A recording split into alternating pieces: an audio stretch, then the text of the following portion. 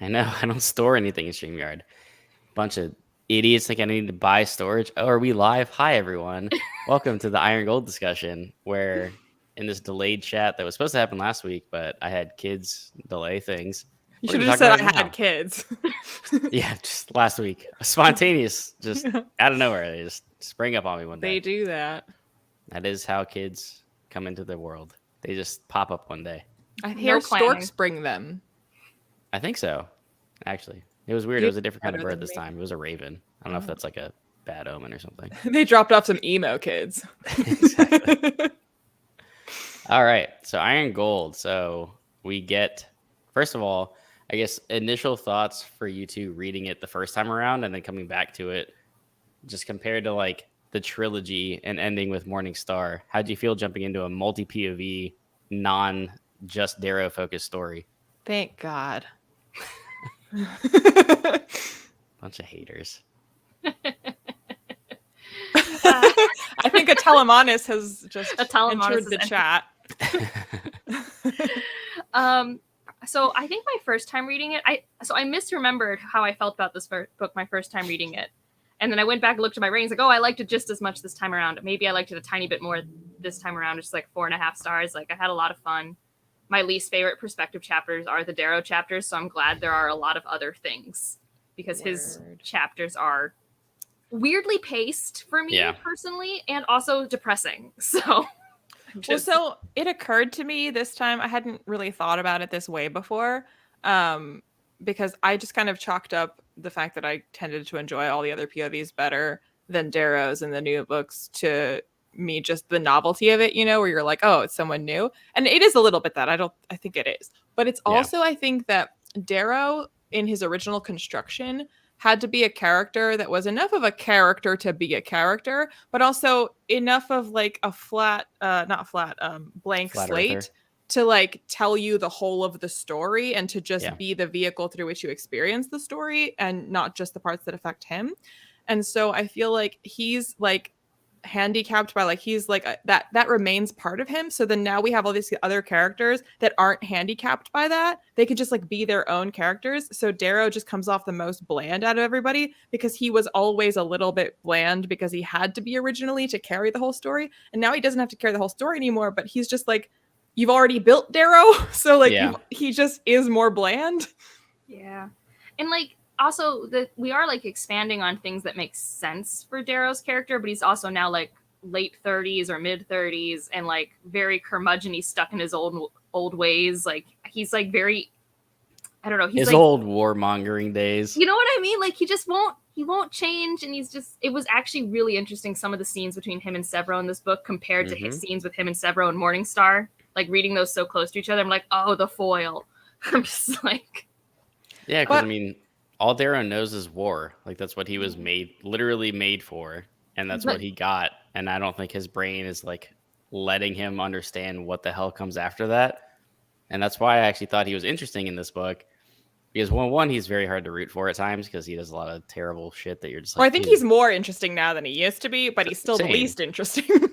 I wouldn't say that he's the least interesting, but I would say he's definitely more interesting because now you have that dynamic of he's struggling so hard with like family man and wanting to be something that he's not, and he just can't like accept that he's just a warmongering psycho, and that's just kind of like what he defaults to. I don't like that the narrative kind of rewards that like, oh, it turns out he was right to do this, and Mustang is like, oh, Darrow was right after all, and I'm just like, I wanted him to be completely wrong. Like I know that it's pretty like, wrong at times. I know, and I know it's not completely that he was right about everything. He does realize that, oh shit, I might have like created a problem by doing whatever I did. But ultimately, like, Mustang is like, oh, Darrow was right. He was right to do this. We should have seen it, blah, blah, blah. And I don't like that. I wish it went full into like he 100% was wrong and he caused whatever is going to be the upcoming conflict, that like he should not have done that. That would be so much more interesting to me. I don't remember the details of the next book we're going to read, but I felt like Dark Age really did remind me that like, no, Darrow's just not in the right. I don't remember why. I don't have any idea, but I got sick of him. And I also get sick in all of the books, all four. Like, there's this telling and not showing of Mustang and Darrow's partnership that I never get to see. I never get to see them together. And I'm just like, I'm done pretending this is a relationship I'm rooting for. I'm just over it. Well, I feel like Alex they aren't knows even my actually- theories. They aren't even actually that together, like, very often. And I think that is part of the problem. Like, they literally aren't near each other often enough. And Liena, shut up. Your theories are wrong. It's not My happening. theories I'm are excited correct. for our That's why Dark you don't Age It's like not. them. No. I will find out where Pierce Brown lives and egg his house. He's already written Lightbringer. Well, if it happens, I'll egg his house.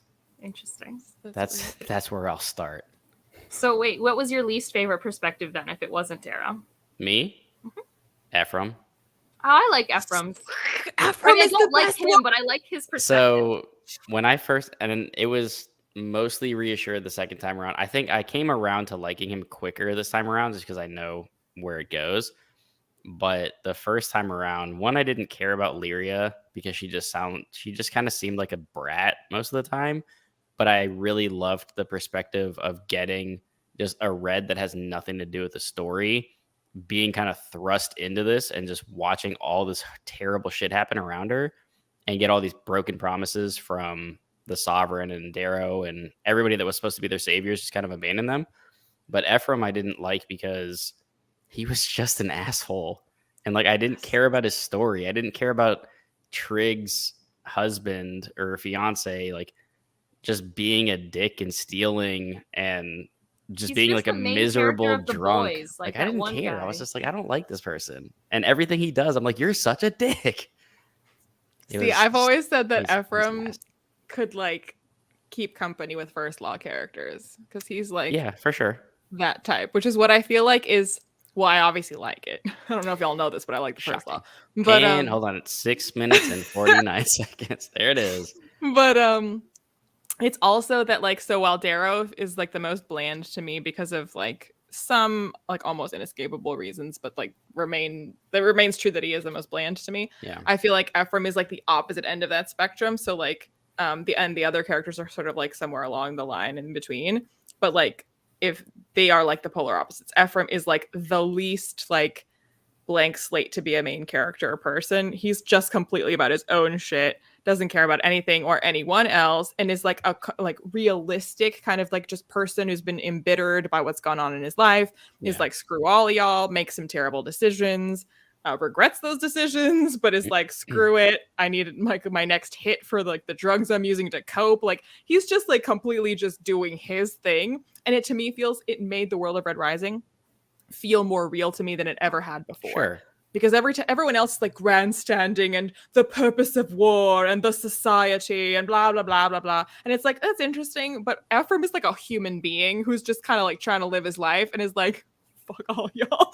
I just love it's a good point. I think he's written well. I just reading him as like a POV character who's not necessarily like not an outright villain, where like a lot of authors will just write villains, so like you're following a bad guy. Ephraim is just like a miserable asshole for most of this book.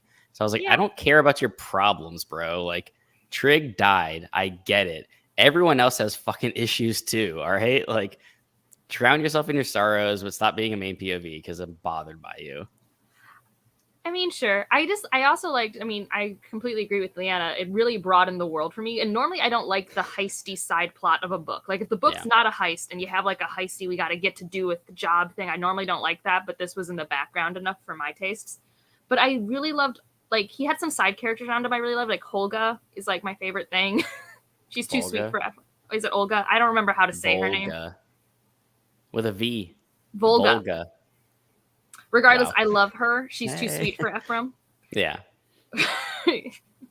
And I don't know. He was a very realistic, I think, representation of like someone who's not processing like their grief. Because didn't they stay with the rebellion for a while before quitting? Like it wasn't just Trig that had them hop out. Like they joined the rebellion after Trig died and then stayed. I don't know. I didn't mind him. And I think it also helped this time around that I knew he was going to backstab. So it's like I was all set. I wasn't going to be hurt. I just like knew going in, oh, you suck, but I appreciate what I'm seeing. Yeah. So, are we like full spoilers now? I assume. I mean, we could do some more spoiler-free stuff if you want. Okay, cool. I mean, how does everyone? What? Leanna's muted and just grinning. Like, what are you waiting to say? I was reading the comment about from Albert about our live show. I was muted because He has a sense. They're coming for me and my bad takes. So okay, so we've covered Darrow is the worst and Ephraim is the best. That's the consensus. I thought Alex would hate Lysander the most based off our group chat. So I hate Lysander because he's a piece of shit, worthless person that needs the sword pierced through his neck. But he is very interesting to read about, and he's a compelling character.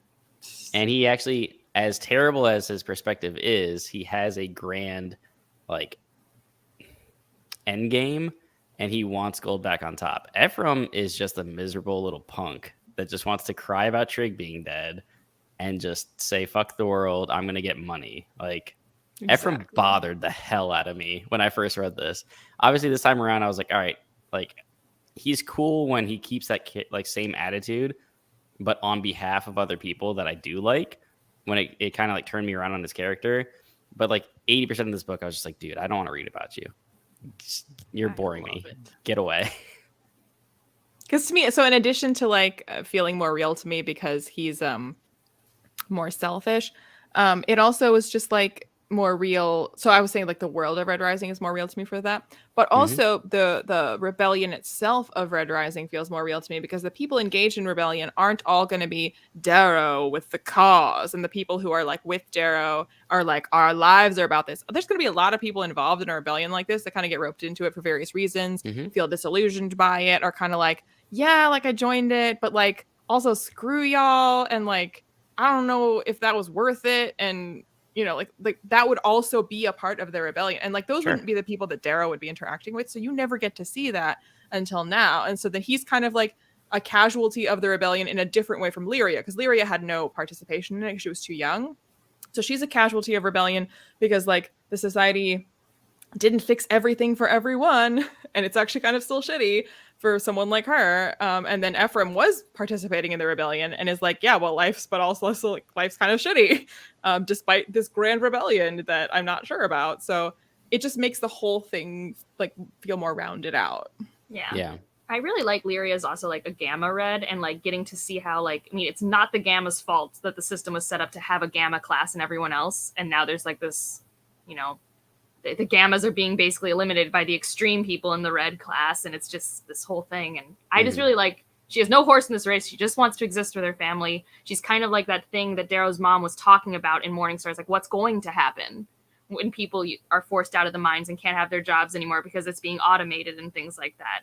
And like, this is what happens when, you know, there wasn't the plan. I don't know. And I like that there's a gray we're following that's not, is it Harmony? I forget everyone's names. It's either Harmony or Harmony's Holiday just a good soldier that follows the sovereign. Yeah. You mean Holiday? I think I mean Holiday because I get Harmony and Holiday's names mixed up. I was like, wait, Harmony's very different. They are, but they're both H names. I don't know why. We have 26 letters of the freaking alphabet. We talked about this in, I think, and we do, and I get it confused. Kravix and yeah, we talked about it every time. No, Harmony would be fun to follow. She's or no, Karnas and Kravix. Yeah, the K names are too much. Fantasy and sci-fi books need to let off the letter K because they all love it too much. Like It's a good letter. It's just not used enough in our language, so everyone's like, "Ooh, this is a fancy, spicy name." No one uses K's. Well, how did you feel about the pacing overall, going from a single POV to what, 5, 4? Well, and it's maybe not even necessarily the POVs, but I do feel like when I think about the second part of Red Rising, so like these books, I kind of realized that I think of them as Dark Age, and then that super long prologue called Iron Gold. I mean, it is a lot of setup, right? I mean, you have to get everything in place. And like establish like what is the new status quo because it's been so many years, and like all these different POVs. So yeah, we kind of like by the end of this book, like we didn't really have a plot for this book. It was more like what are like who is everyone, and then what is the kind of like set up an inciting incident for what is to come now in like the meat of the story in Dark Age, like getting everyone into position to be, you know. But for that type of like setup book, I think it's a really well crafted one because like I've read boring setup books, and then I think this one does it really well. Like whenever I read this book, I'm always really excited to get to Dark Age, and then I remember the pacing of Dark Age, and I get scared because it's not paced like this. It's true. But like I thought this was pretty good, and like I was trapped in an airport for like 5 hours with this book, so it was nice because it was like easy to just like read through.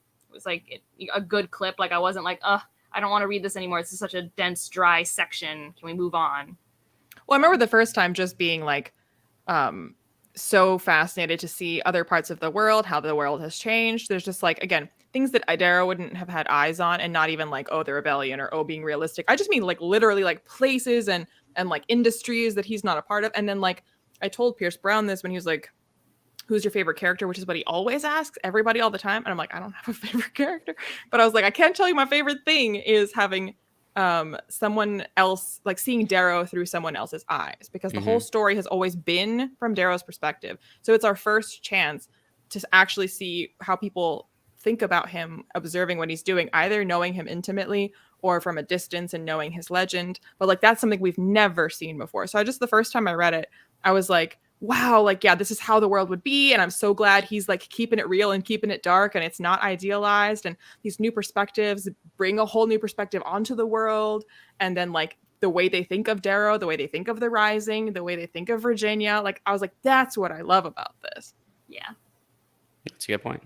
No, I mean, I do think it was interesting because you read the first 3 Red Rising books and it's like, this is really fun, action-packed. It's a lot like the original Star Wars trilogy or something like that. And then this felt like I was watching Andor, where it's like, I actually now understand the rebellion and what's happening in the background. Like, this feels like a lived-in place. Ephraim is like Cassian Andor. Yes. But no, I mean, I really like this. And then it's like, oh, now I get why everyone likes freaking Sophocles, because he's in this book. I'm just like, because I'm so glad you remembered the name, Angela. It's good of you to remember. It's not that you guys didn't remind me like 10 minutes ago. I don't know how you could forget after how much I berated you over it. I thought it would be like forever pasted into the album of your memory. I am perpetually embarrassed by things I do. I can't keep it all inside. I just have to let it wash over me. Drug addict Cassian Andor. So do you want to get to spoilers or any other spoiler-free stuff that you have? I don't know. Oh, I don't think this is like a spoiler, but someone did mention in the Discord, and I thought it was really fitting. Have either of you seen or know the musical Into the Woods? Yeah. Nope. So like, okay, well, the first act of Into the Woods. Wait, Angela, before you ask that question, what would you have guessed the answers would have been? Were they exactly the answers that you got? They were, but I guess here's the thing. I knew Leanna would probably say yes. I wasn't sure but if Alex knew any musicals. The only Into the Woods that I know is the song that Kristoff sings in Frozen 2. Got it. No, it's not. Carry on. Well, so just the brief thing is the first act is all the fairy tales are mished together. It's all getting to happily ever after, which is basically Red Rising. And then the second act is everything goes to absolute hell. It's what happens after happily ever after. And no, that's how I want a musical version of Red Rising. I don't think we can do this. Where all of the howlers will have a Men in Tights style song about the wolf cloaks that they wear. Yes. The most intimidating way possible that you could do this is and then we'll have like a brief solo that's like, you know how Shere Khan does this like super bass like voice like in the song in Jungle Book? We do that, but it's Ragnar, where we just like stop the group number to cut to Ragnar. I'm just trying to imagine an Iron Rain in a musical. Like, we just need to stop this right now. It's not going to happen. Well, then it'll be like Hamilton with the like outmanned, outgunned, except with like high wires, and it'll be like the Spider-Man musical where they're coming down that went so well, the Spider-Man musical. No one was harmed. We'll get you two to do the music as well. Lin-Manuel Miranda's Darrow? No. That's already what the audiobooks are like. No. I will say this audiobook was way better for me. That's another spoiler-free thing. I really liked the voice acting on this audiobook. Yeah, and I still feel like the worst voice of the perspectives is Darrow. I mean, it sounds too old even for Tim Gerard Reynolds is old as fuck. And then you have Lyria, who straight up sounds like Merida from Brave. And Lysander's voice is the perfect voice for Lysander. It's spectacular. Yeah, it's great. All of them are great. I like all of them a lot. I thought they really, and especially all the accents they chose, because that also just adds to the world building. Of course, everyone would have different dialect. It's great. And then we still have like tagging along from before Darrow. You're like, sir, we've moved on. Things have changed since your day, Grandpa. It doesn't help with the whole Darrow fatigue, that's for sure. Like the worst in terms of like characterization and the worst in terms of narration. You're just like, you're dragging all of this down, buddy. You guys are a bunch of haters. God, leave the man alone. Okay. Would he just, when we get to the spoiler section, he's actively just being a dumb. He's just being dumb the entire time. Who, Darrow? Yes. I thought you were talking one smart decision. I thought you were saying Tim Gerard Reynolds was just being dumb. Oh, he was being dumb too. Very dumb. Learn how to speak. Well, I give up. It's late. Darrow did nothing wrong. I mean, Darrow has cause. It just doesn't make me like it. Darrow does have a lot of PTSD, and it does shape a lot of his decisions. But I do like that in general, kind of Iron Gold and Dark Age is kind of like just Darrow's chickens coming home to roost, like in multiple ways. It's never good chickens. No. I mean, to that point too, though, before we get fully into spoilers, like, if Darrow didn't do half the things that he did, though, like, they would just get rolled over because the stupid Senate and political system that they set up will kneecap them if they let it, and no one's willing to do anything about it. So, I mean, I guess there's some stuff at the beginning where I'm like, okay, some of it's okay, but like, he truly, like, sometimes is just doing stuff on impulse and hoping it works out. Oh, of course. Like, he happens to first be ask right. questions later. I mean, that's Darrow to a T. That's what he does. And he messes up a lot. But he's also right a lot, so. But I mean, that's been his character. Are you right if you're like just guessing? Like, I know that's like differential equations, but like, is that right? You could guess, and then if you get the answer correct, then you were right.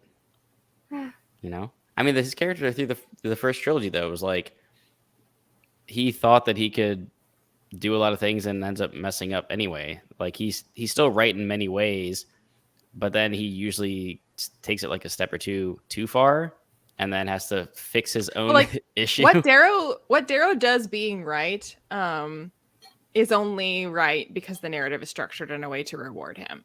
And like, that's the part that bothers me, because like, he's making a lot of impulsive decisions and it doesn't always work out. He does make mistakes, so thank God for that, but it rewards him a little too much. Like I said before, it bothers me that at the end of Iron Gold, Mustang's like, oh, Darrow was right. We should have listened to him. Like, he was right all along. I was like, I don't like that you're rewarding this, like, the way that Darrow is behaving in this supposedly, like, equal society that they're trying to build. And that he's like, no, but, like, the only solution is just, like, go and kill people if they're not falling in line with your ideals. Like, I don't like that the narrative is rewarding that.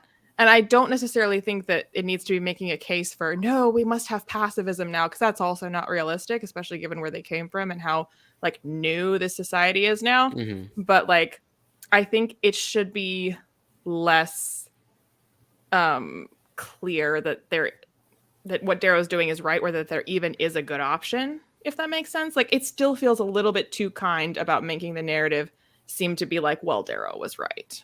I mean, but I feel like it's like a backhanded compliment in a way, though, because yeah, he was right, but also the way he went about doing it was awful, and he makes a ton of mistakes along the way and frees people that shouldn't have been freed. And ultimately, when he gets to like his goal, he's like, wait, shit, what happened? I was like, yeah, he was right that they were being set up, but his way of like fixing that blew up in his face. So, and I also think it was easier to accept his decision making and impulsive decisions in the Red Rising, because at least, especially because it was all first person point of view, we really thought there were only so many options. He was really cornered, and I don't think he's as cornered as he feels as a character in Iron Well, it's Gold. also the fact that we've skipped a lot of time, which is fine, because like we want to like see where the world has gone to now. But it's kind of like, okay, so in the situation we're in right here, right now, okay, maybe this is truly the only option you had, or this was like the best thing you could think to do. But really, I feel like Darrow is culpable for the fact that the situation they're in right now is the situation they're in right now, because like they have not done a good job of like managing the new society they've built. They have not done a good job of balancing their powers, and like it's not necessarily a good idea, clearly, to have Mustang and him be kind of like in charge of like the army and the legislative branch. Like, you know, like this is clearly a conflict of interest that should have been addressed probably a lot sooner. So like, it's just like, I maybe write the situation they're in on like the day we're at when the book starts. Okay. But Darrow is also responsible for the fact that they are currently in that situation. I don't think he's called to account for that enough in how the narrative like treats him and responds to him and like like that's why like I'm glad that at least Severo is kind of like screw you, dude, but it's still more of like a personal screw you, dude. It's not like a you are no longer Mr. Rebel Loner fighting the society and like in Red Rising. You're now in charge of the society and you have done a really bad job with that. Yeah, and also like I feel like the book never gives us enough information as readers to figure out, okay, the Iron Rain on Mercury, was that actually justified? Because that's the thing that starts this whole domino cascade of what Dancer's going to do in the Senate and everything, hiding the people who in theory were going to come in good faith to talk to the sovereign, whether that was right or not. And it's just like, we don't have enough information as readers to really know, was that the right call for Darrow to make? We just start with him doing an Iron Rain and we're just like, that's cool. Like, like we've seen those. They're fun. Yes, it's justified in the fact that it got the job done. But we don't even know how big the threat was. Like, we don't even know how many people, like, we have no sense of what they gained and what they were fighting against because we just weren't given that information. We don't have it seems a pretty consistent theme, though, where, like, Darrow's right, but he doesn't think about anything else around being right. So, like, yes, he achieved the goal that he needed, which was, like, win the battle or stop, X, Y, and Z from happening. But all this other stuff is happening, too, that he didn't think about. And he basically doesn't think he has to deal with because he was right.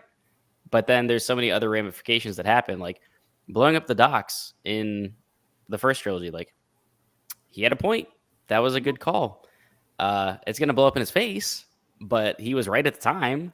I mean, he didn't think anything of it outside of that. Like, we need to do this because otherwise, it'll take them decades to come back and haunt us. So we're fine.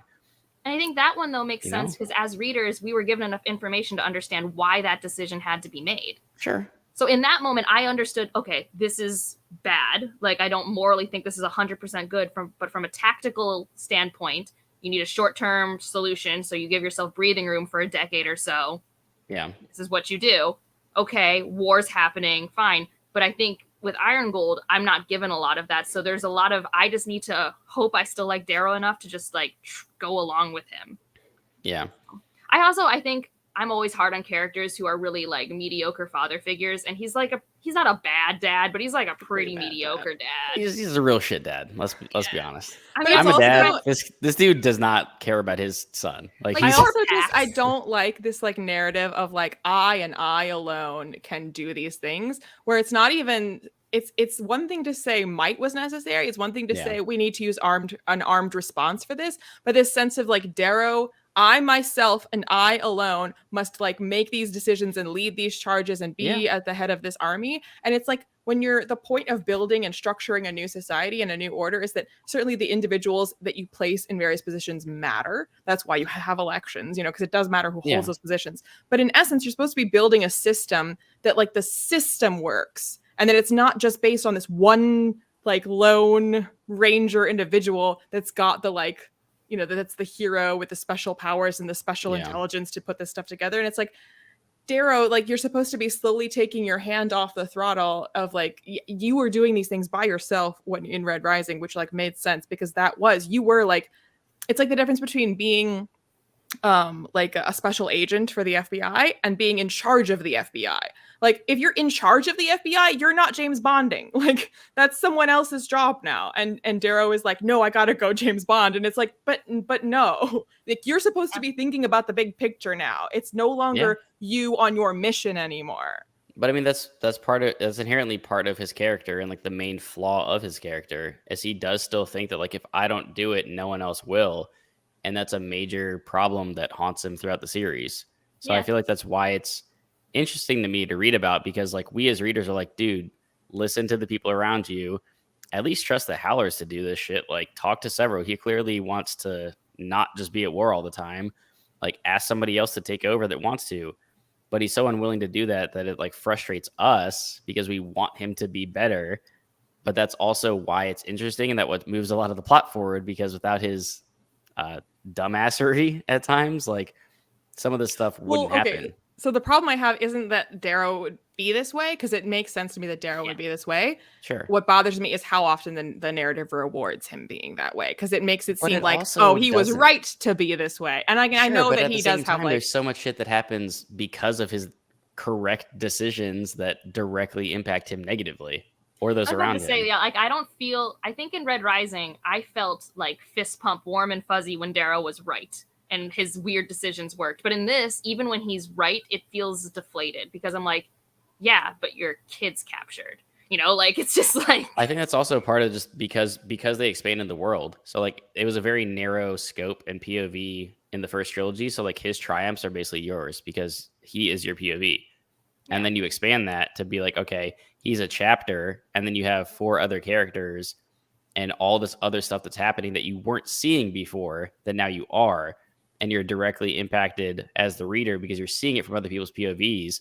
You're not just the hero anymore. And now you're seeing other people definitely don't see him as a hero anymore. So you get that perspective that kind of changes. Like he's not really different, but now you're getting other people's perspective of him and his impact on the story. And I feel like that inherently makes it but also that he's no longer the revolutionary. When you're like revolting against the bad guys, that's easy to root for. But now you are the establishment. Yeah. And you're supposed to be making it better. Like that's what we were fighting for, right? So that the bad guys wouldn't be in charge anymore and you would be. But you being in charge doesn't seem to be going all that well. Yeah. But I mean, I agree though that his character work makes complete sense. I think I don't think for me, the way my read of it, the narrative is not rewarding Darrow to me. Like, yes, sometimes people, like, I don't think Mustang's right for thinking he's right all the time. I don't know. I think she's got some rose-tinted glasses because, you know, she loves the man or something. So like, maybe the Sovereign and him shouldn't be like the 2 like arms of who's in charge of everything. I think this system has always been flawed. And with how many billions and billions of people, there's probably enough brain cells to do better. Probably. You would think. Like maybe don't have one person rule the galaxy. There are thoughts. It didn't work out in Dune. It didn't work out here. It certainly doesn't work out in Sun Eater. Like stop having an emperor of everything. It just doesn't work. I do like. I mean, I guess I don't know if this is what Pierce Brown was doing, but I do like that. Like Lysander is like Paul Atreides, but if Paul Atreides was just like truly, completely pretentious. Like more so than what he is in Dune. I like enjoy that. Yeah, he is pretty pretentious in Dune, but in Dune he's a little different. Have you read beyond the first one? No, because you've told me what's on covers of those books, and I'm like, I don't want it. It gets weird. Also, like, I don't think it's the best thing in the world. I think I liked reading it for context. You know, so many things are like Dune inspired. So yeah. Should we go full spoilers now? I feel like we've already been tiptoeing in it. Anyone who truly wanted to be spoiled. Like, oh, bad things happen in Iron Gold. Oh, why did no one tell me? I mean, yeah, bad things happen. Darrow makes good decisions sometimes, and then terrible decisions, and his correct decisions make bad things happen. That's my spoiler-free thoughts. Good things happen, bad things happen.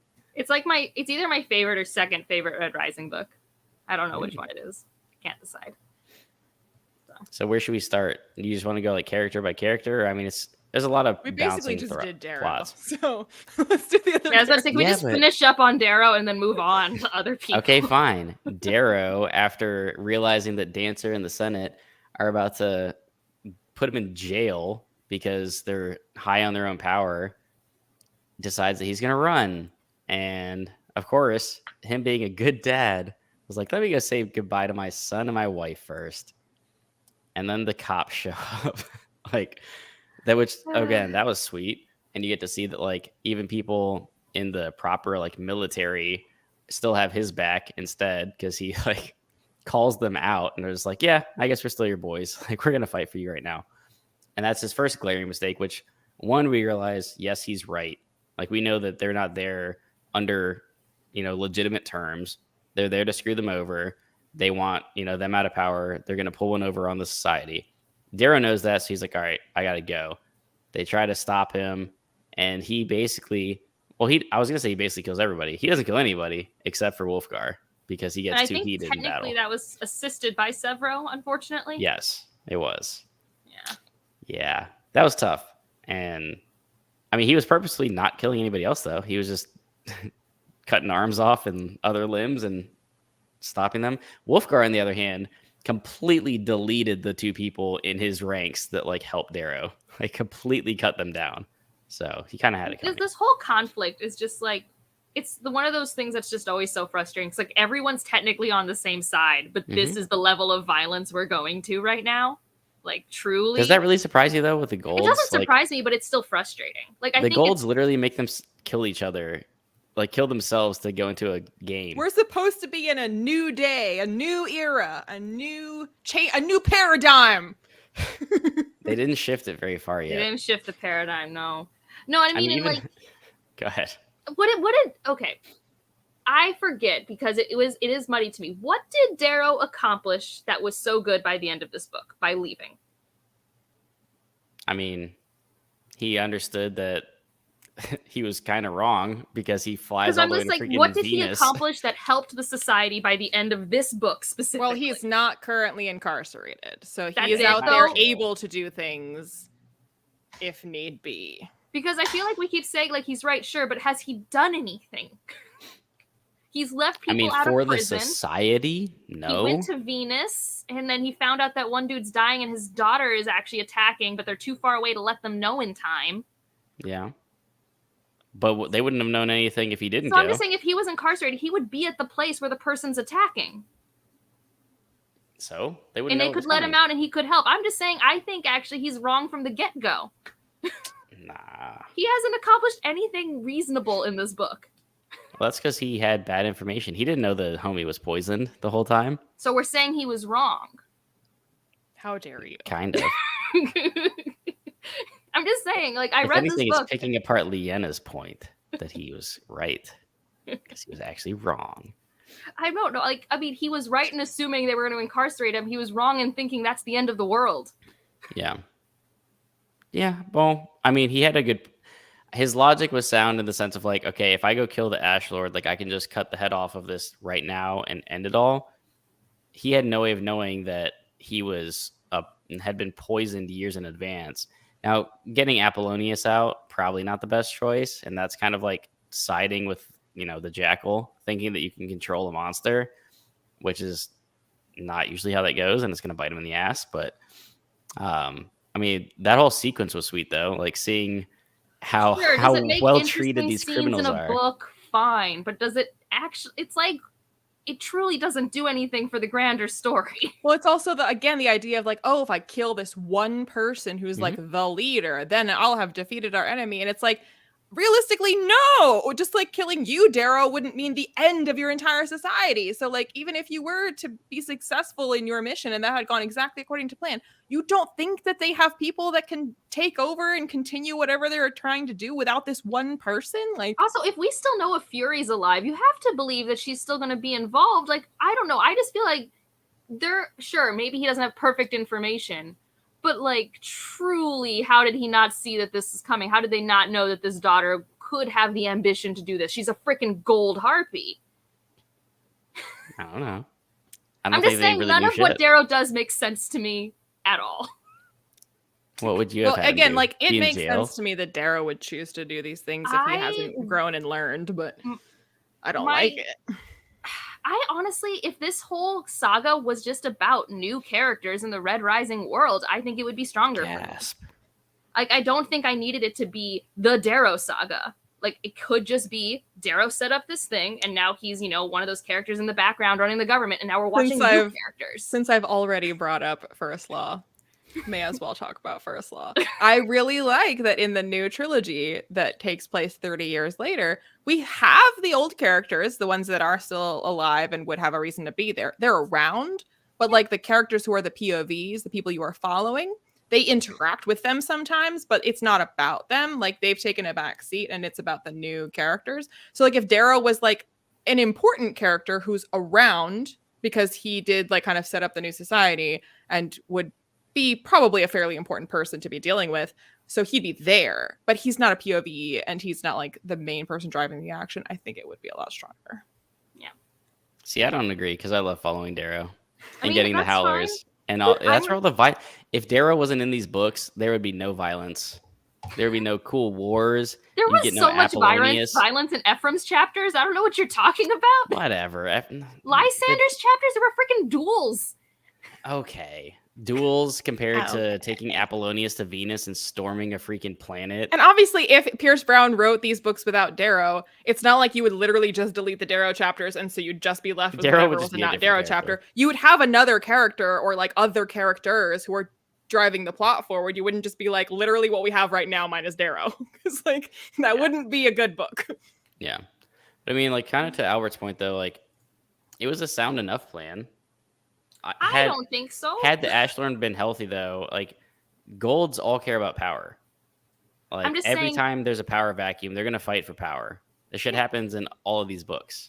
Like you see, Lysander wants to rebuild the old society. Like they're always gonna want that power. So had he been able to destabilize their enemy and make them fight each other, sure, that could have worked. He didn't know that he was poisoned and wasn't in charge of anything. So that's why it blew up in his face. No, I mean, it's whatever. Like I said, it's fine. Like, I get it. Darrow is a fan favorite, and following the fall of grace of Darrow is not uninteresting. It's just it's not the thing that drives the plot of these books for me.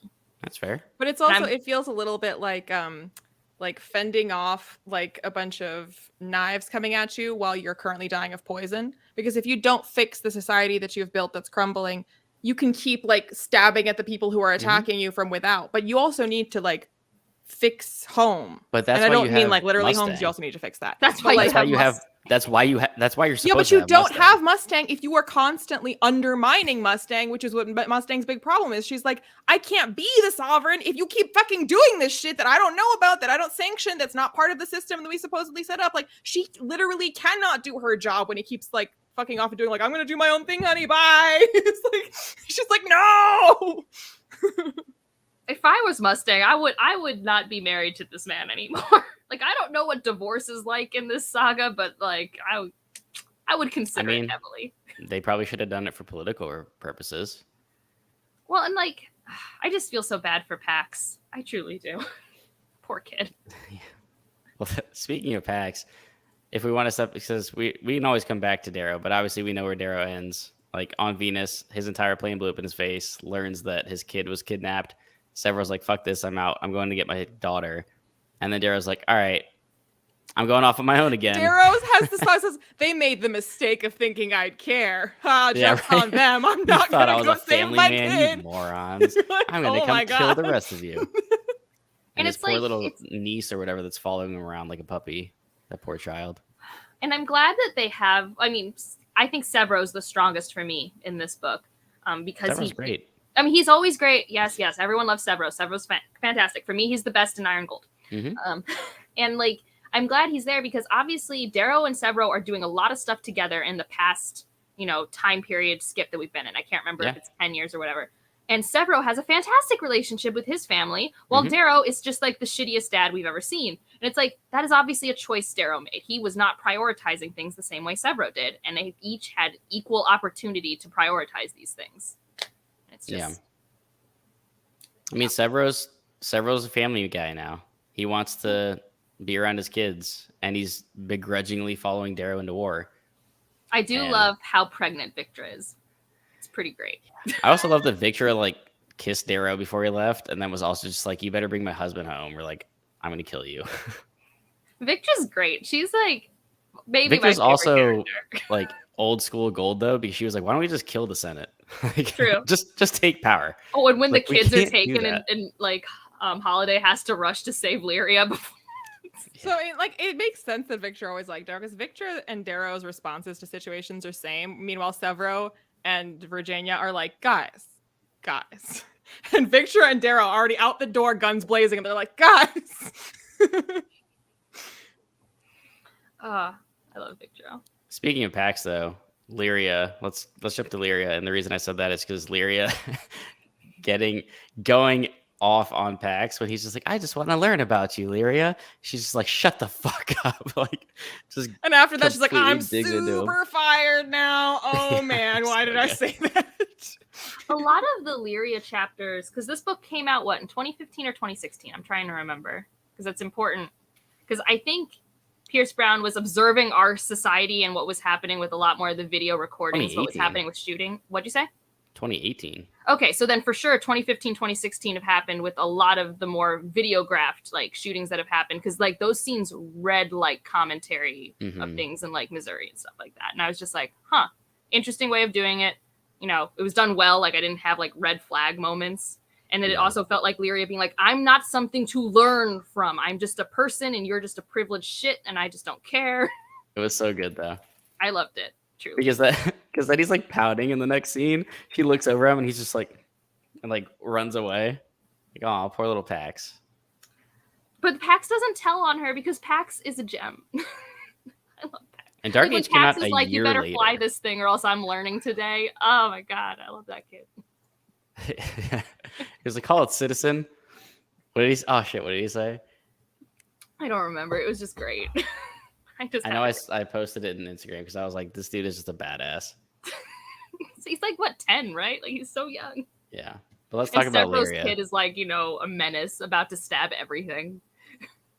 So Lyria, I mean, we get her POV of, you know, Mars just being completely decimated, her whole family getting erased, like literally in front of her, and then having, you know, a Telemanus come down like a god. Best case scenario in that situation is being adopted by the Telemanuses, which is what happens. Exactly. Because Sophocles found some jelly beans on her. Well, I don't care what the regulations say. She's coming with us. It was really, truly one of the most unrealistic things, but I was so happy about it because I'm like, yes, I just want this. I just want to be with the Telemanuses. I like that it's basically because he's like, everyone thinks I'm crazy, which works to my advantage because I get to do shit like this. Yeah. They're like, okay, Grandpa, whatever. You can bring the kid because of magic jelly beans. It's fine. It's great. I love that in this future society we have jelly beans because they are objectively not my favorite candy. So I'm wondering why they persevere. Yeah, like, they're not that great because of Sophocles' liking for them. I'm sure he like manufactures them specifically for Sophocles. Yeah, so Pax, just that one scene we were talking about when he's holding the gun to Ephraim, he's like, comply, citizen, or I'll be forced to learn how to fly a ship. So good. And like that's the moment where you're like, you are Darrow and Mustang's kid, because that's like a little bit of both of them. Like, if he was full Darrow, he would have just shot him in the head. I'm like, shit, now I have to learn how to fly. I also think it's done really well when Lyria comes back to tell them, and first that she makes the decision to do that, and then two, the way they're responding to her when they're like, most of them for really like really reasonably assume that she's in on this. Why should they trust her? And it's only Virginia being like the sweet angelic Virginia who's like, no, we shan't hurt her. I believe you're just like, God, I hate you so much, but you're so gorgeous, I can't hate you. No, she's like has a girl crush on Virginia. And she hates it too. She like, I hate you, you're so perfect. But also Virginia's the only one that's like, no, we won't torture her. We don't do that. And everyone is like, we definitely do that. Like, don't tell Virginia. But yeah, I mean, I do like how that's handled because, like, yeah, it's like you can't even be like, it's frustrating because you know Lyria is telling the truth, but you can't blame the other characters who are responding to her as a threat because of what this has just happened and how it looks. Like that is totally reasonable for them to assume that she's in on this and that she shouldn't be trusted. Yeah. No, yeah. After having to serve the Telemanuses and just clean up shit after shit after shit from Sophocles as he's running off. She's like, oh god, I lost him again. But I'm gonna be so much trouble. Sophocles' shits are just rainbow because of all the jelly beans that he eats. Exactly. It's actually a problem. I actually, though, to Leanna's point, really loved when she's running away from, I don't remember, are they the Syndicate? I can't remember the name of the organization. The Syndicate. Yep. The Duke of Hands that she was running away from.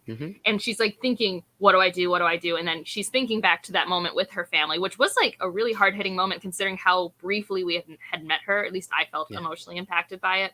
And then just being like, it's like my sister's son. I can't just like let that happen to someone else's kid. And like, she's just such a human character that's full of so much anger, but does still like, at the end of the day, is like, fine, I will do the right thing because no one else is. And like, I'm screwed regardless. Well, and then the way that we also get this kind of like symmetry and juxtaposition between Ephraim and Lyria, because Ephraim's like, I kind of saw myself in you. And she's like, yeah, but I'm making the choices that you wouldn't make. Like, I'm like, that we both were in similar situations. They keep like following the same path, and then they're like, nope, doing this. Well, it just kind of shows how like you are a victim of circumstance to a degree, but you also do have some ability to choose what you're going to do about that. Yeah. And so like Ephraim is clearly like the cautionary tale. I think that's a lot of this book specifically is like how many decisions are available choices versus not, and how much of that is the illusion of the lack of choice. Because I think that's a lot of it. Like a lot of characters feel like they don't have choices.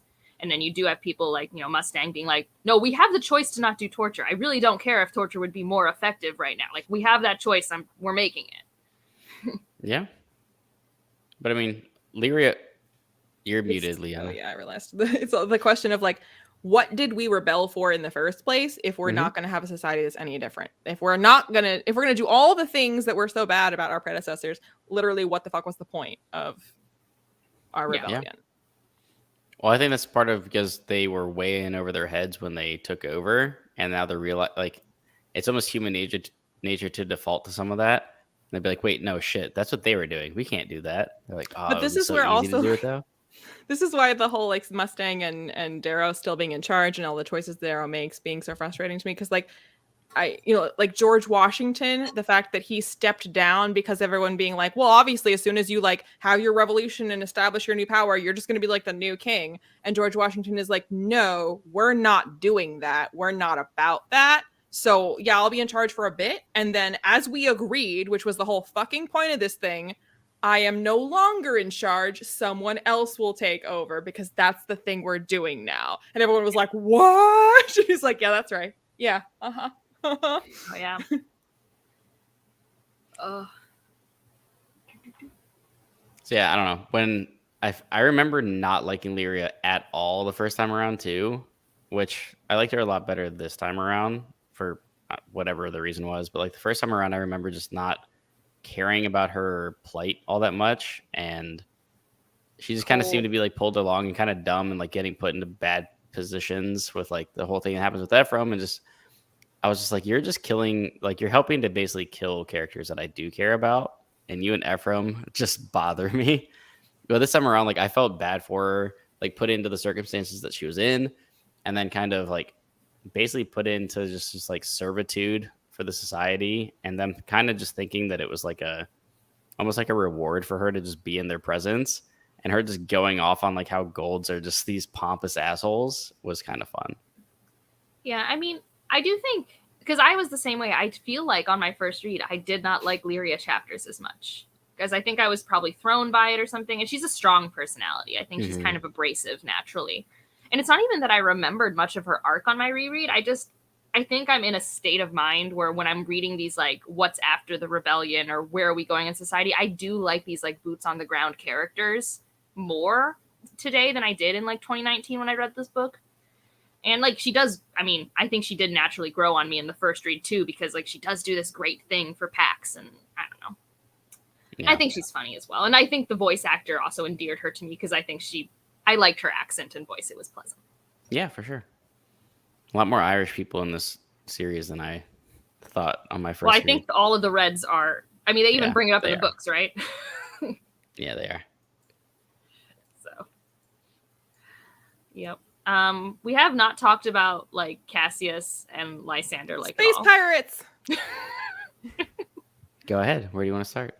I don't know. Like, they just have such a contentious, like, mentorship-mentee relationship. It's just kind of fascinating, and we're seeing it at a turning point, so we don't even see the mentorship part that we have, like, is implied there. It's just very interesting that we're dropped in the end of this found family. Like, there was a found family, and we jump in at the end.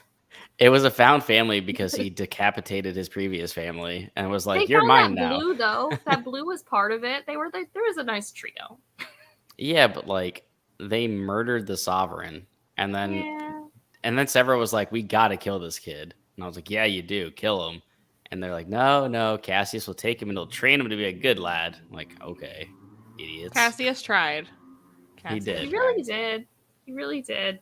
There's and just Lysander a lot of brainwashing in poor Lysander. Lysander does love him as a brother, but at the same time, he's like, yeah, but you're wrong. Like, gold needs to reign supreme once again, and we need to reform the previous society. So you remember the society where I was the prince? We need that again. Yeah, right? I don't want to live on a spaceship anymore. I was also so mad. I mean, I know he's a kid and stuff like that, but like Cassius was straight up like, "Let me die." Like, I think he used basically those words, and Lysander's like, "I can't," and then goes against what Cassius wants, and then Cassius still dies.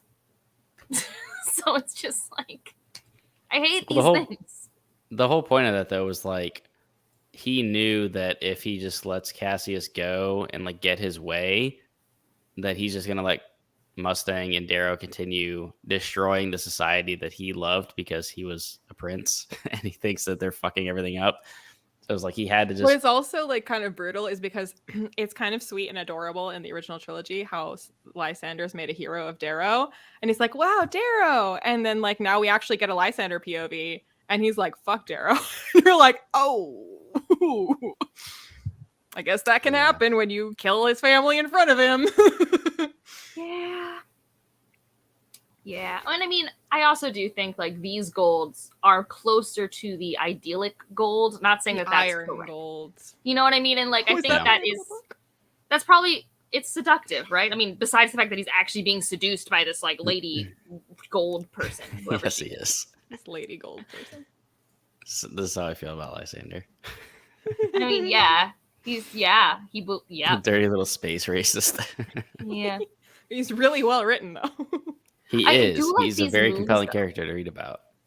But he deserves a But he's sword also, I mean, he's not a caricature. Like the way he feels about things, it makes sense given how he grew up and who he's been around and what he witnessed. Like, even though you find him like frustrating and hateful and you definitely don't agree with him, you get how he arrives at the conclusions that he does. Like, it's not, No, totally agree. I actually don't mind reading his chapters at all. I can't imagine what will happen with his character. I do not want him to suddenly be in control at the end of this quartet. If that happens, I'm just going to be so sad. We come it's all full a circle. Back to the loons being in charge. I would kind of love that. It would have a beautiful symmetry, but I would be annoyed. It would be like First Law then. Like, yes! Just to prove you that everything you do doesn't matter because shit doesn't change. Exactly. History repeats itself. You have to be realistic. You have to be realistic. Oh my god. Stop. Stop. Gosh. Oh my god, that first trilogy. Sorry. Why do you do these things? Not everything has to be First Law. Stop it. Apparently Red Rising does. Well, also, Pierce Brown does really like First Law. So. I mean, they're good books, so, you know? Yeah. So how did you feel about it, like, the Rim in general? And again, this again where, like, their internal gold struggles with each other. Darrow's not the only one who has his, chickens come home to roost. Because, like, he was not the only one to cover up what happened at the dockyard. Well, you know what I mean. And like this situation of like him being like, it was the right decision to cover that up. He doesn't regret doing that, but it's like, but I knew that this would be the consequence of it if it ever came to light. And I've made my bed and I will lie in it. And he does it like with a lot of dignity. And it's like, well, you're still golds and I still ultimately disagree with you politically, but like, it's that kind of like honorable enemy type of thing. Yeah. Well, and then as like he's just cutting down family member after family member, and she just keeps that sending them. Just so ridiculous. And the way that he realizes that it's like, well, this is gonna make them hate Cassius because they're like, he just killed a bunch of our relatives, all even though it was what's her name's fault for sending them out. Like if she hadn't done that, like the man's just defending himself, but it will make the family hate him. And it's also her fault for like the entirety of it. She didn't want her husband to die. She just wanted to bring it to light and like. Yeah. Well, if it isn't the consequences of my own actions. Yeah, right. Dado was like, wait, no, you don't have to die. He's like, yeah, I do. I'm going to go walk into the sunset and die. No, that's not what I wanted. That's the opposite of what I wanted. Also, this planet, like, again, like Lysander's not Paul Atreides. This isn't Dune. But we have, like, this planet where you need to have specific suits to be out in the environment or else you're going to die very quickly. And, like... There's this own culture. No, Lysander is Paul Atreides. It is confirmed by Pierce Brown. Oh, really? Okay. Because, like, I'm just like, this part of the book, like, everything else is Star Wars, and this is very Dune. And I know Star Wars and Dune are also best friends, but, I mean, Dark Age gives us fear is the torrent. Oh, God. Why? Every author who does that. While he's surrounded by sand and can't see. Having visions. Yeah. There's no hiding that shit, Pierce. But that's okay. We already had the like Benny Gesserit style box of like truth and pain. Boy. What? It's all fun though. It's fine. I think he does a great job. I'm like, I like this way better. Actually, Dune. Much. It's just like I don't mind it because while I'm reading it, it does not bother me. Well, when reading like, Dark reflect Age, I on was it. like, Dune, but make it good. Stop. Yeah, Dune is good. Dune is fine. Oh my gosh, we're not having this conversation right now. Dune is the reason half the shit exists. All right, pay your If respects. Dune didn't exist, something else would have been in its vacuum. I don't agree with this Never. premise. But also, like, that's fine. It's like, have you guys? Well, I already know. Just like with the Into the Woods, have either of you seen the movie Stage Beauty? No. Nope. Okay. Well, it's about like when, like, you know how like women weren't allowed on stage. It was like men playing women for years and years, and because it was against the Idiots. law for women to be on stage. So Stage Beauty is like when that change happened, when they allowed women to be on stage for the first time. And like the characters are like a former seamstress. She was like working backstage, and then like a dude who has made his career playing women, and now he's no longer like, what is he supposed to do with his life? Because like now women are allowed on stage, and there's no need for him, but he doesn't know how to play a dude. And the first actress ever, she's like the first of her kind to be a woman on stage, and like she's not actually that very good. And then like when they ask her if she was ever good, they're like, "You were the first." And that is like, no one can ever take that away from you. Like, you didn't have to be good because you were just like the first of your kind. And it's kind of like the first airplane that the Wright brothers built. It was like the shittiest airplane of all time, but it was the first. And without it, we wouldn't have other things. Yeah. Ugh. It's just such a great insult. Like, was that good? Well, you got there first. But see, Well, now- you have that going for you. It's the, you have a great personality of like career compliments. All that reveal, though, I mean, with Lysander finally being like, all right, Cassius, I'm opening the box. I got to tell them. He's just like, God. Like that whole What's in the reveal was box? What's in the box? yeah. And just immediately convincing them, be like, yeah, see, look, Darrow's a garbage person. Look, he bombed you. That wasn't Roke. Look at what they're doing to our society. The one quibble with the narration is that the Lysander narrator calls him Rock, not Roke. And I'm like, no, ew, stop that. No. Oh, it didn't bother me, but yeah. Rock o Fabii. No. Lysander's pompous enough. He probably does call him Rock. He has that Darrow. that loon accent that he lets slip in. Darrow and Virginia and Rock. Fuck Lysander. How old The is one he now? thing He's that like 20, the whole right? of the Red Rising fandom can agree on is fuck Lysander. But here's the thing. So if we go with the circle theory, he's like the same age as Darrow is in like Golden Sun, and I'm uncomfortable. Like, Why are you uncomfortable, Angela? because if It's we're cycles. I'm just saying. Darrow overthrew the loons. Now the loon will overthrow Darrow. Then Pax will overthrow Lysander, and so we continue until the trumpets sound, and it's the end. Something of like we something need about to just death. like get rid of begets all the death. helium. Everyone needs to be Begets death. trapped on their own planets, and we just end it. No one can move anymore. Everyone just has to stay put until they figure their things out. No, they need to go further and spread out even more and stop fighting over this territory. Dude, I don't know if it's going to happen, but like, we haven't met aliens yet in this series, and if we do come Lightbringer, it's like, we don't have time for this. I don't know how we're going to process it. Though? We're not there yet, Liana. Shush. I truly remember nothing from Dark Age. It was a Truly. I mean, clearly. The helium must flow. Yes. Helium see, is the spice. We don't actually have to fight over anything else, because if the Last Kingdom caught me anything, it's that you can just fight over Bebenberg like 18 different times throughout the series, because that's what everyone cares about. So everyone's just going to keep fighting over Loon. We're just going to keep fighting over the same shit. We're going to re-implement the society. Lyria is going to lead the next rebellion to overthrow it, and then she's going to do a terrible job. And then some other little gold shit's going to be like, I think we should roll again. It's going to keep And when are the Greens going to show up? Like, what are they going to do? Who are the Greens? No one cares. They're the programmers. The true Irish. Exactly. They are meant to be in the background, because Listen, I played the Red Rising card game a few times since we last played. Did this video. It's fun. Now remembering character names. yeah. It's amazing to me that you play that game more than anybody and you don't know their names. I I mean, it's like you have combos. It's like you have like flashcards to study for a test, and still there's no nothing. Sophocles card. There's no Sophocles card in this game. Yeah. That's unforgivable. That really like, is. What house would Sophocles be in? It has to be a suit. He's a gold. He could be a Joker. Well, the Telemonuses are all one card, so Sophocles might be on the Telemonus card. Is he? You would be able to tell us. You have the game too. You're the one that I don't plays play it it every day. I don't play it every day. I play it like once every 3 weeks. I've played it once. Way more than I play it. You guys like own this game? No. Yeah, I do, but I've played it once. I'm still mad that the Darrow art is for him as a red, which like fair, but he's only a red for like 50 pages. But even in Iron Gold, so like Not even that many. who is it that I think Mustang is talking to Lyria, and she's like, he is a red, and it's like, okay, sure.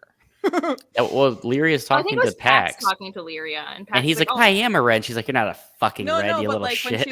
At some point, Mustang talks about my husband is a red. That like she says like insists on it, and it's like he seems pretty Iron Gold to me. I was still really proud. Like gold. The day after we had our Morningstar chat, I won with the Jackal build, and I was pretty excited about it. Had Bone Riders and everything. It was great. Yeah, that's what's missing in Iron Gold is the Jackal. He's just got this chaotic. We have this character who's a big bad who's introduced in this book, and I'm supposed to maybe remember his family members, which I think is whatever. I don't love that as a character introduction choice. The guy from the prison that we break out. He's like not around in the original trilogy, right? Yeah, but Apollonius is a crazy person. He's sure, the chaotic. But I'm just saying, like, it's just like, oh, here's a new. It's just so much more like personal and intimate with the chaos of the Jackal and their history at the Institute. Well, sure, like, because you're like, I watched him cut his own hand off. Nothing will ever make you not freaky. Yeah, I'm just saying, it's like trying to replace something with a different version, and it's like Jackal Light, and it's not the same. Yeah. But we got Apollonius, we got Tongueless. Well, I think that's why like Lysander is like the new Jackal, without not because he's very similar to the Jackal, but he is this like antagonistic force that's like a really personal antagonistic force has like a lot of meat to like their situation, and is it's the new interesting antagonist. Yeah, he's just smarter. He's less chaotic than the Jackal, but he's just as sinister. Yeah. I mean, and he truly, like, when you're in his perspective, he is the hero of his story. Like, I don't believe it, but I believe he believes it, and fair enough. Yeah. Whereas like the Jackal is the victim of his story. He's always been, the victim feeling wronged. I don't have other Lysander thoughts other than like golds are weird because they were doing all those like weird like, are you gonna be with the pinks? They're weird mind games. Yeah. The golds are a bunch of assholes, aren't they? It's not great. Really but also the technology for like altering Cassius's face so that he looks. I was like, it felt painful. It was like polyjuice potion, but like pain. Yeah. But pain. But make it pain. That was funny too, though, because when they finally revealed him, like as he's just in all this pain, he's just like, Cassius Apollon at your service. Like, oh yeah, shit, there he is. So many good moments. Who else do we want to talk about that we haven't talked about? Sophocles. Sophocles is adorable. Didn't know he was a clone. Makes sense. Well, we haven't talked about Ephraim's plot, just like the type of person that he is. I mean, Ephraim's the least interesting part about him. So, I mean, the only thing that I think is kind of weird, unless it existed and we just didn't see it, it's only been 10 years since Morningstar.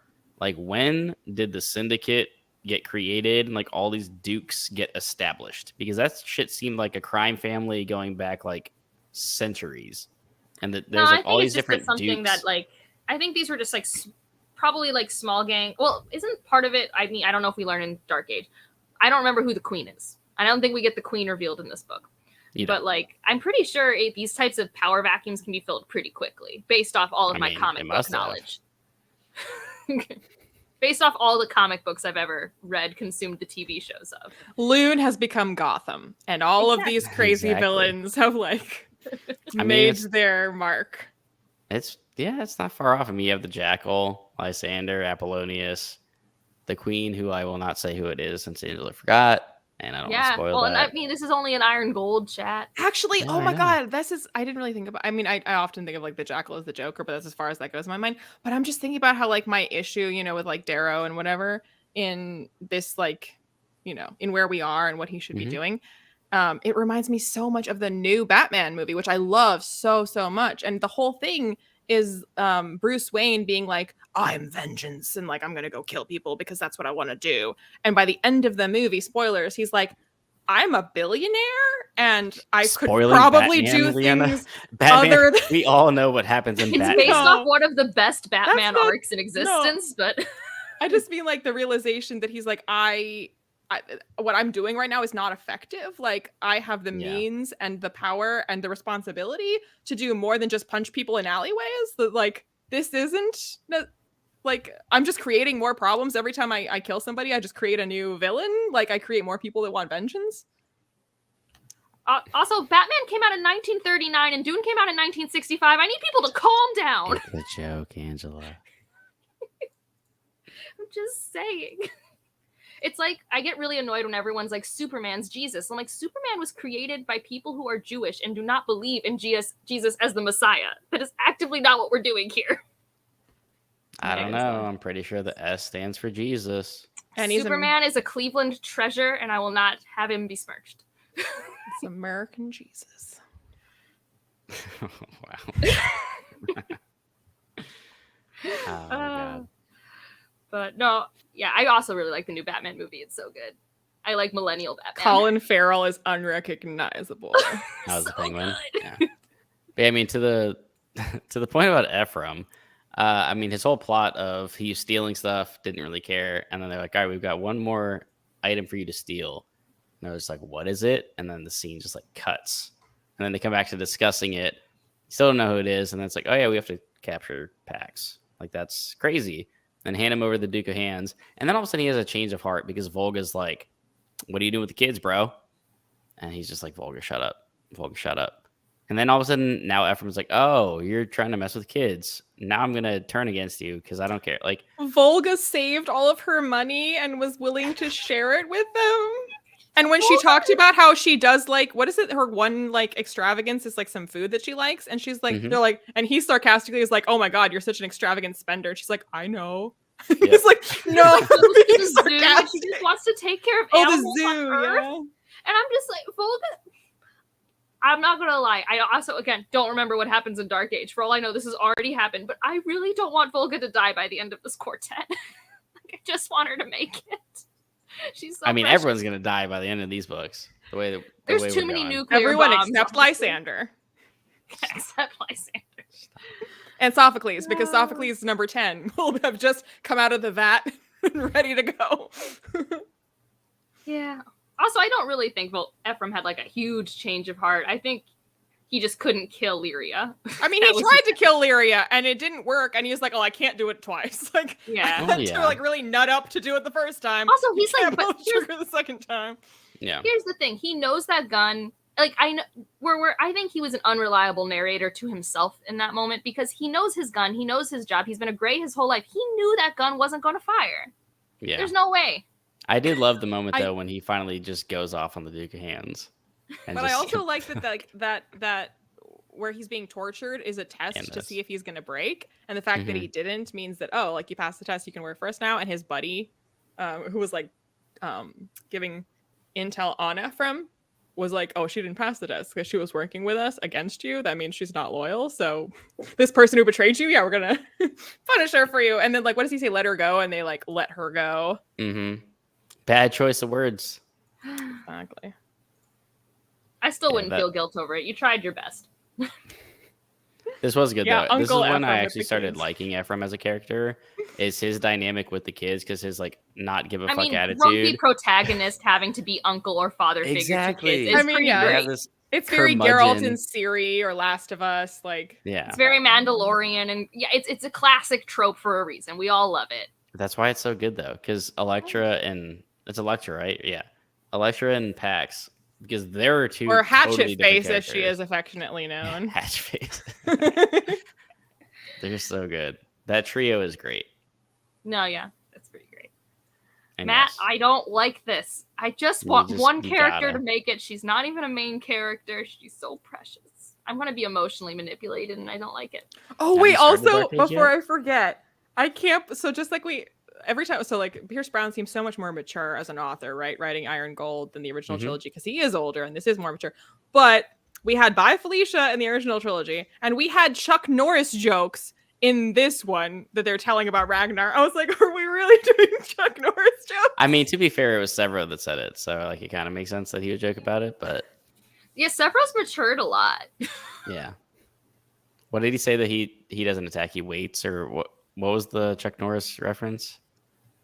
I forget, but it was like that style of joke. Yeah. Like, but also I would support Pedro Pascal playing Ephraim. Yeah. I mean, yeah. Because he should just play everything now, according to everybody. He should not play Darrow. No Darrow. Or Lysander. He should not play Lysander. He can be the entire cast.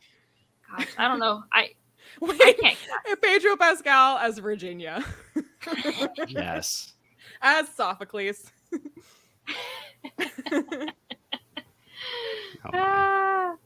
Yes, precious.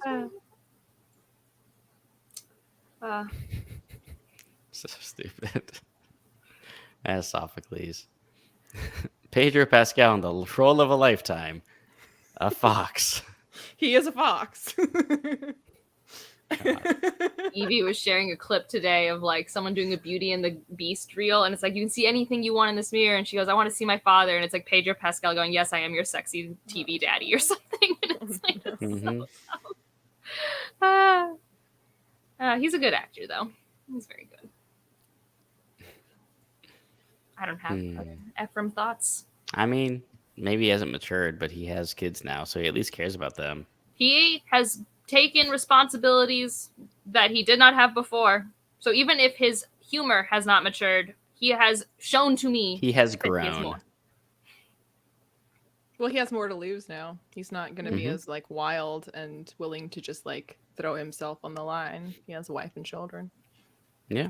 I mean, I'm that way. I mean, he had Victor at the end of the first trilogy, but he didn't. I mean, other than the Howlers being his chosen family, he didn't have any family left, like any blood. Speaking of Victor, though, her going after Lyria and them was sick because Victor's a psycho, and it's amazing. I love Victra. She should also. She's the best. I just want her. I would accept a gold ruling if it's Victra, even though that's bad. That would be terrible. That would be the worst. Horrible, but I would enjoy it.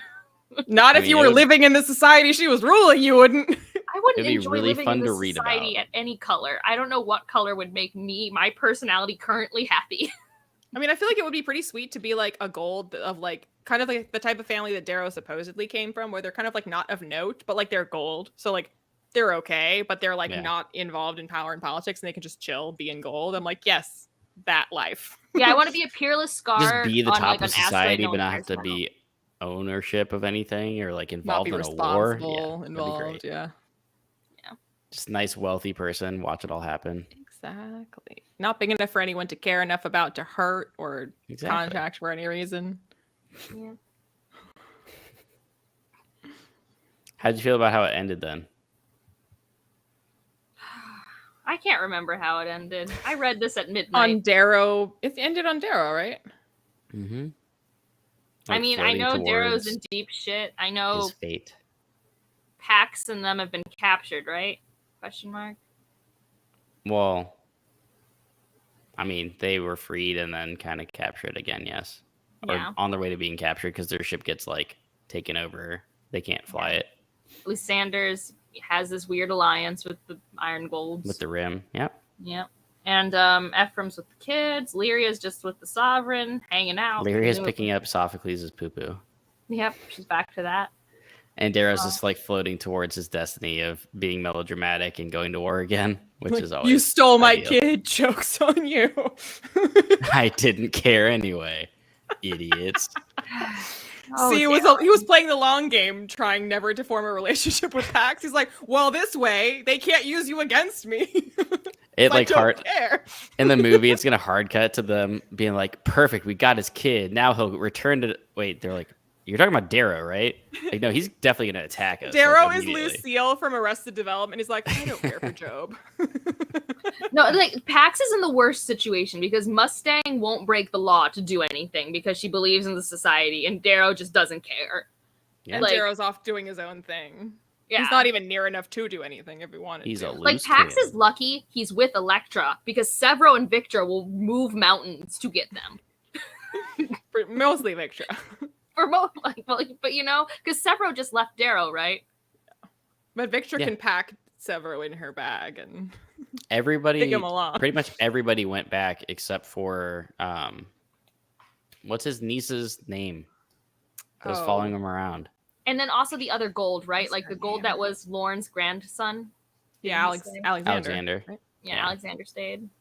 Alexander and I can't remember. I forget her name, but I do like the mech suits they make for Red Fighters. I thought that was a fun way. And I also like the relationship between Alexander and whatever her name is. And that we're really good at names. Drakenjägers. Rona. Is it Rona? I don't think that's right. But I thought it was an L. I don't know why I thought it was with an L. No, it's not Lyria. No, it's not Lyria, but I thought it was like an LO or something. I have a book on the floor. Is there a dramatis personae somewhere in this book? I mean, I guess I believe probably. that it's Rona. That just doesn't sound right. I would Leanna, believe take the book that's behind Albert, you and look. Don't tell me what to do. Yeah, what? God. I mean, it probably is Rona. I mean, I believe Albert. He knows more than I would. Maybe it's her father's name starts with an L, maybe. I have no clue. Rona and Alexander. I don't even remember her dad. Then second character listed, Rona, niece of Darrow. There we go. Told you, Albert was probably right. Followed by Lyria of Lagalos. You can be right with Darrow. The Drakenjägers are part of my favorite scene. Well, also just the fact that I already listened to the Pacific Rim soundtrack while reading Red Rising at all times, and then they're Drakenjägers. Like, obviously it's a sign. Yeah. The next there is a battle in the next book where the Drakenjägers are. It's just like the coolest thing that I read in the series. Nice. I got We're chills. canceling the apocalypse. Exactly. Idris Elba. Who do we fan cast as Idris Elba in this series? Who is your Idris Elba in this one? Romulus. Actually, yeah. Probably, yeah. Brutal. But that means he's already dead. Yeah, that's true. He went out like a champion. I mean, yeah. He didn't even make it all the way. I was so sad. Yeah, what an idiot. Learn how to Majorel.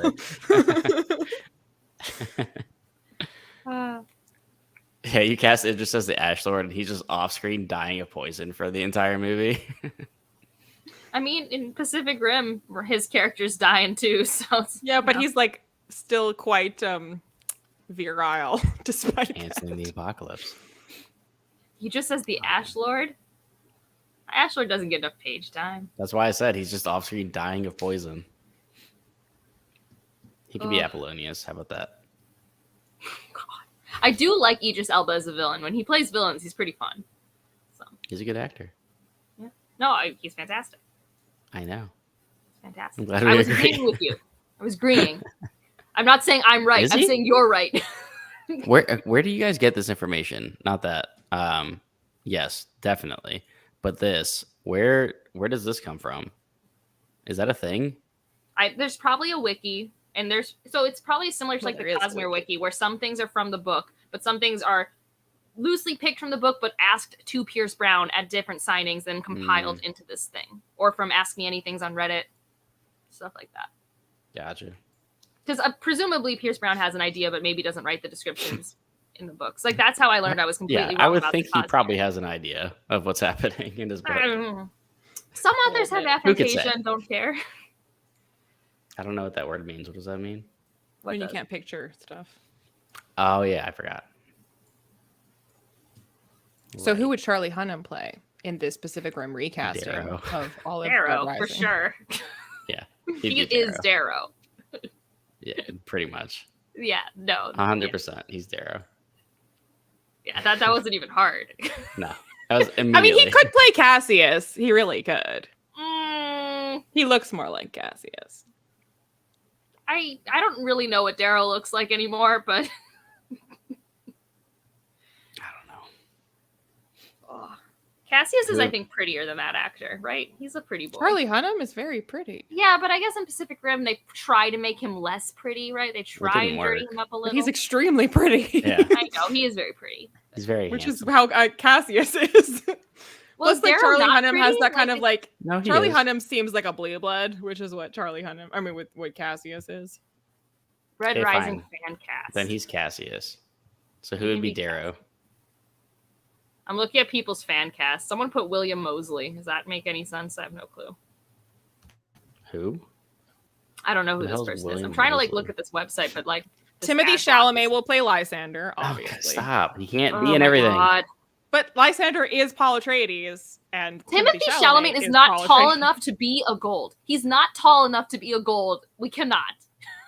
I mean, you can do anything with CGI. I was going to say he's not that short. He would need to put on a few pounds because homie looks like he literally weighs no actor 82 is tall pounds. enough to play a gold. They're like 9 Honestly, feet tall. I want Timothy Chalamet to play the Jackal. That's actually what I want. Shaq just plays all the characters because he's literally 8 feet tall. No, Shaq has to Shaq play... is Darrow. You know, he plays Pax. Oh god, that'd be fantastic. Oh no.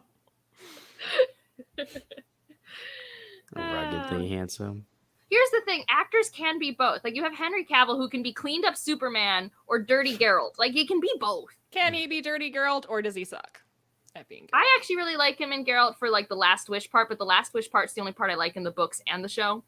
Like, I don't like any... Technically, Like, Sword he of can't Destiny's be Geralt because he got replaced by By two. Hemsworth. Yeah, by the Talk lesser about someone Hemsworth. I'm not convinced they can dirty up enough. Liam Hemsworth. Maybe he's Darrow. I don't know. I don't understand why Carl Urban is not Geralt. Oh. He's I right don't understand there. why we didn't just pick a different Witcher. Just any Witcher.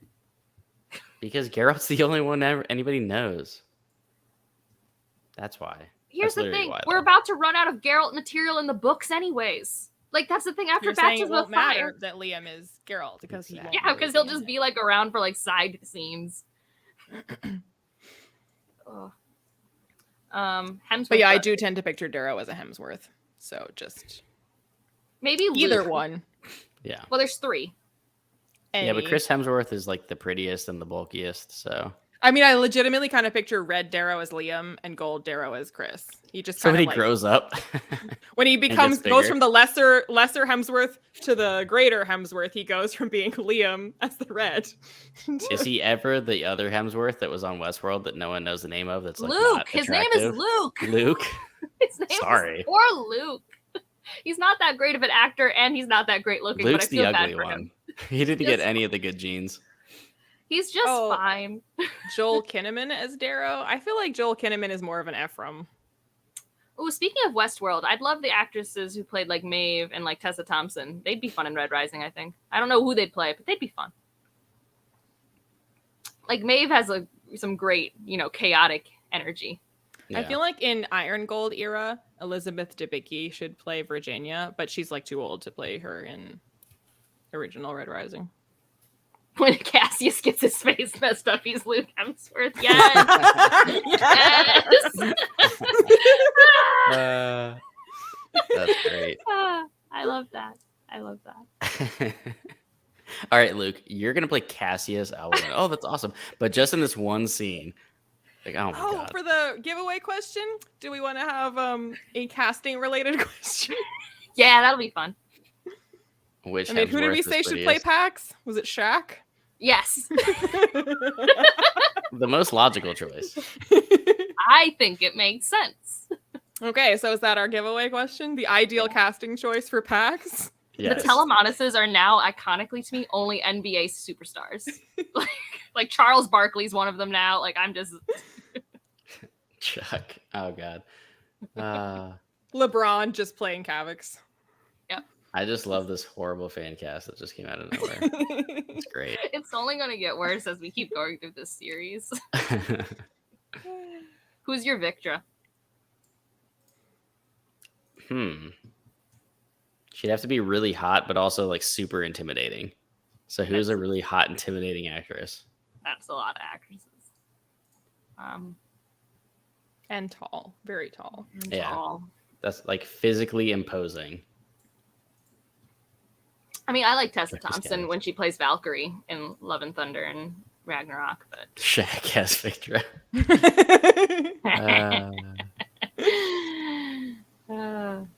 I don't know. Is everyone going to get mad when we don't just cast blonde white people for every role? The what's her name that Matt just suggested?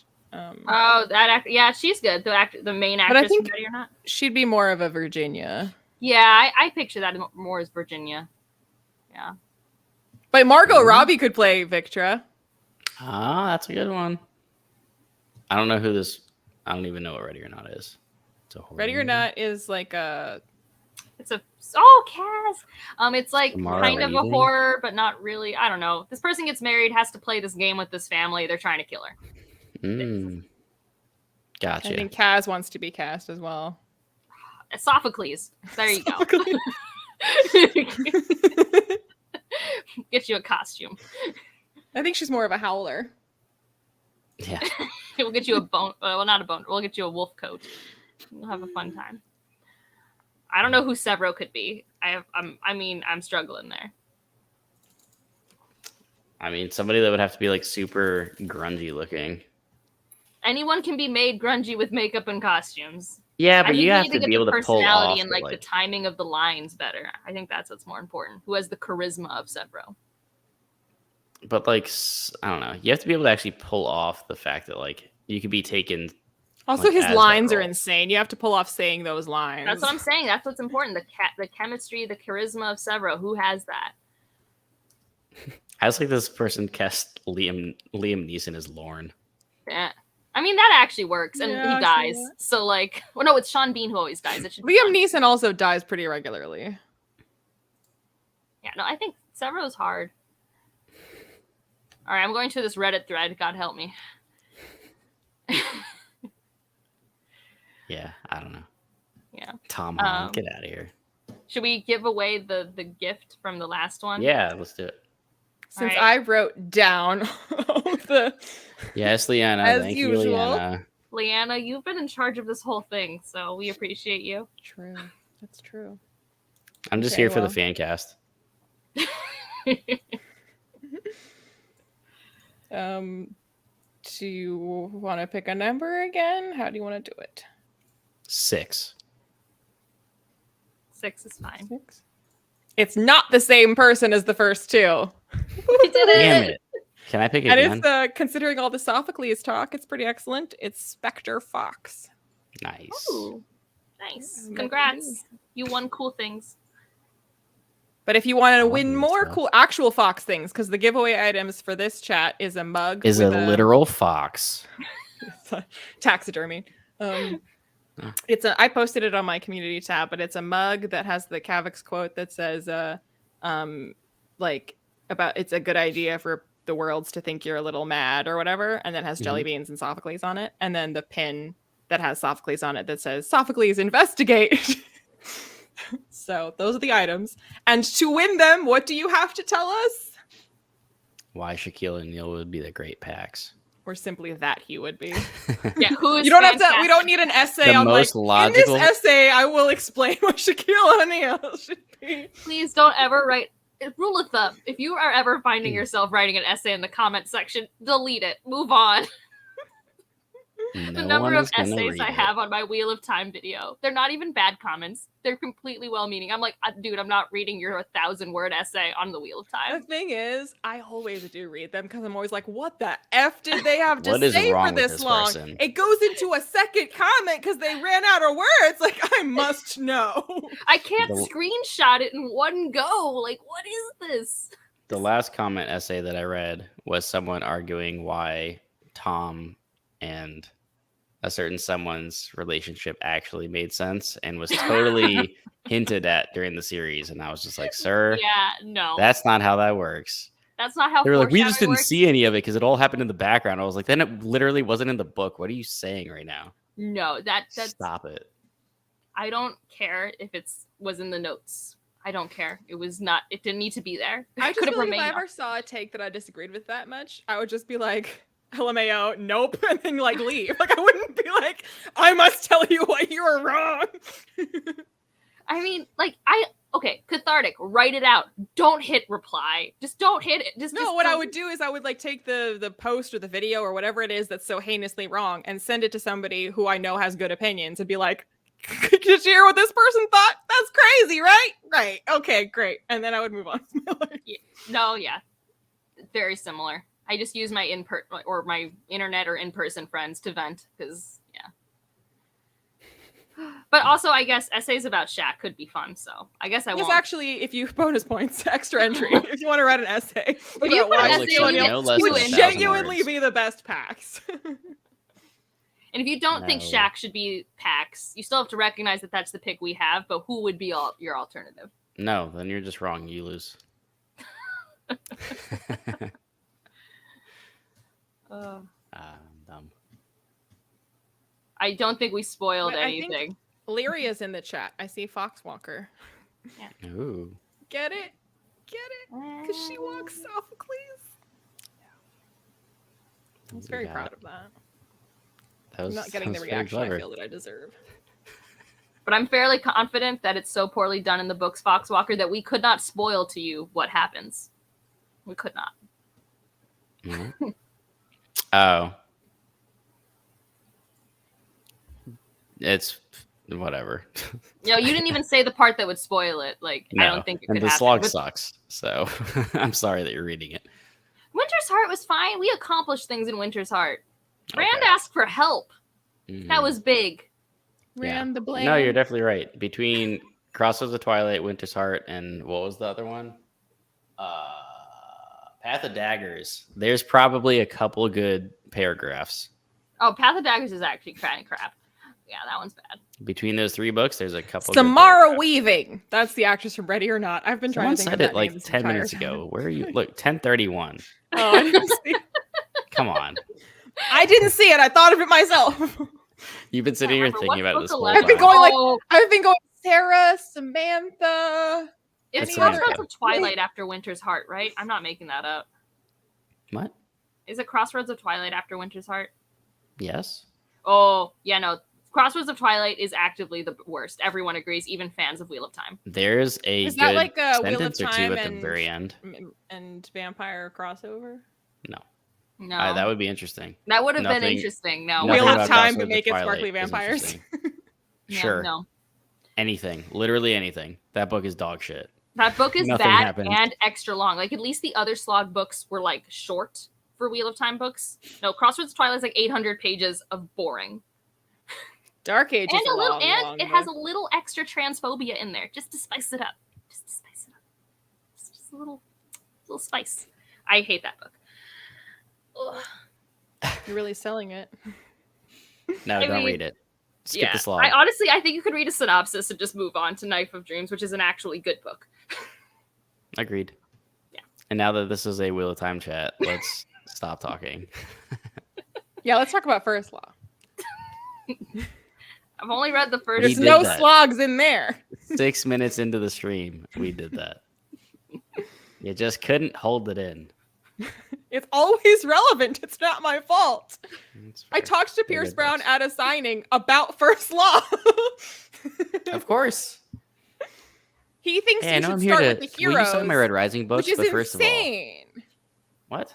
He thinks that a person could start with the heroes. That's insane. That's simply objectively insane. Okay. Sure. I mean, I haven't read it yet, so I know people who started with a little hatred and then went back after reading that. That's not ideal, but you could. But the heroes, that's truly choosing chaos. You could be like the movie adaptation and just start with Best Served Cold.